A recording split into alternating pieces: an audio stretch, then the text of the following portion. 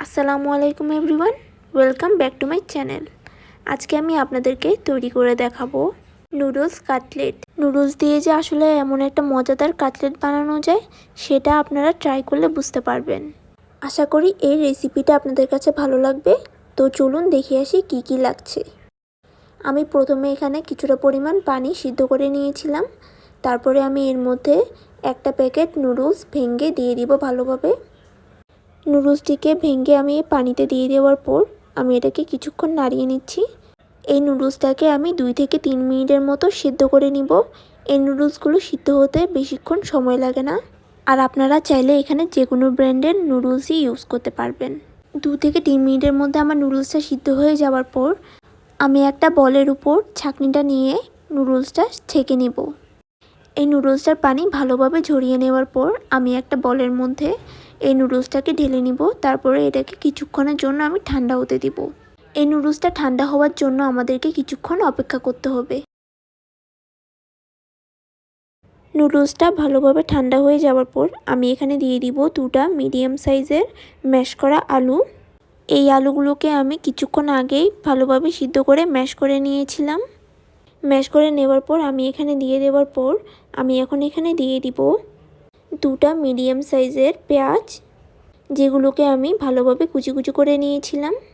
তারপরেই আমি এখন এখানে দিয়ে দিই 2টা বড় সাইজের কাঁচামরিচ, যেগুলোকে আমি কুচি কুচি করে নিয়েছিলাম।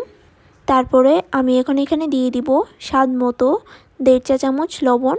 আপনারা আপনাদের স্বাদ মতো লবণটা ইউজ করবেন। তারপরে আমি এখন এখানে দিয়ে দিব 1 চা চামচ শুকনো মরিচের গুঁড়ো। আপনারা যে যতটুকু ঝাল খান সেই অনুযায়ী ঝালটা বাড়িয়ে অথবা কমিয়েও দিতে পারেন।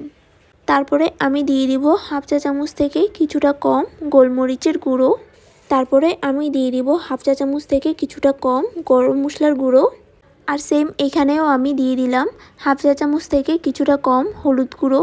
আর নুডলসটার সাথে যে মশলাটা ছিল আমি সেটা এখন এখানে দিয়ে দিচ্ছি। তারপরে আমি এখন এখানে দিয়ে দিচ্ছি 1/2 চা চামচ চিলি ফ্লেক্স। এটা সম্পূর্ণ অপশনাল, আপনারা চাইলে আপনাদের মন মতো দিতে পারেন অথবা নাও দিতে পারেন।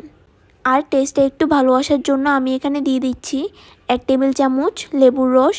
আমার কাছে লেবুর রসের টেস্টটা ভালো লাগে তাই দিয়ে দিলাম। এখন এই সমস্ত কিছুকে এখন ভালোভাবে মেখে নিতে হবে যাতে একটা সুন্দর একটা বাইন্ডিং তৈরি হয়। আর এই সব কিছুকে একসাথে ভালোভাবে চটকে মেখে নিতে হবে। কিন্তু আপনারা চাইলে এখানে যে কোনো ধরনের সবজি ইউজ করতে পারেন।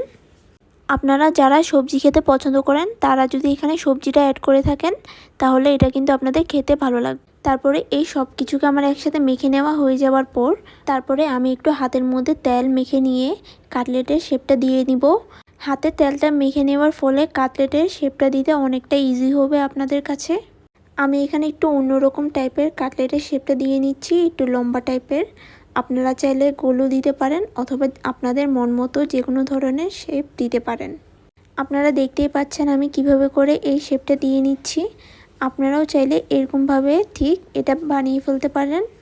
তো এইভাবে করেই আমি আস্তে আস্তে করে কাটলেটগুলো তৈরি করে নিব।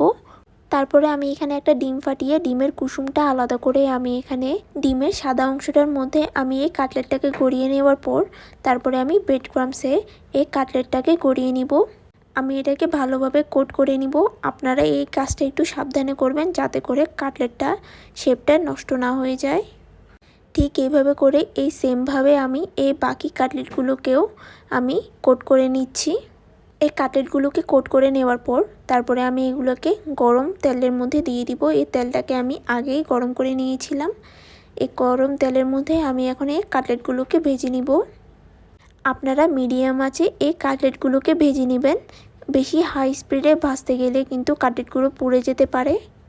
কাটলেটের অপর পাশটা হয়ে যাওয়ার পর আমি একটু পর এই কাটলেটগুলোকে উল্টে দিয়েছিলাম কিছুক্ষণ ভেজে। এই কাটলেটগুলোকে ভাজার পর এই কাটলেটগুলো সুন্দর একটা ব্রাউন কালার আসার পরে এই কাটলেটগুলোকে আস্তে আস্তে করে তুলে নিতে হবে। এখন আমি এই কাটলেটগুলোকে আস্তে আস্তে নামিয়ে নিব। তারপরে কাটলেটগুলো নামানো শেষ হয়ে গেলে আমি এই কাটলেটগুলোকে একটা টিস্যু টাওয়ালের উপর রেখে দিব। তারপরে আমি বাকি কাটলেটগুলো তেলের মধ্যে দিয়ে ভালোভাবে ভেজে নিব।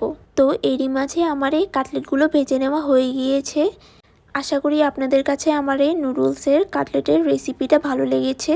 যদি আপনাদের কাছে আমার এই কাটলেটের রেসিপিটা ভালো লেগে থাকে তাহলে অবশ্যই আমার এই চ্যানেলটা লাইক, শেয়ার অ্যান্ড সাবস্ক্রাইব করে দিবেন।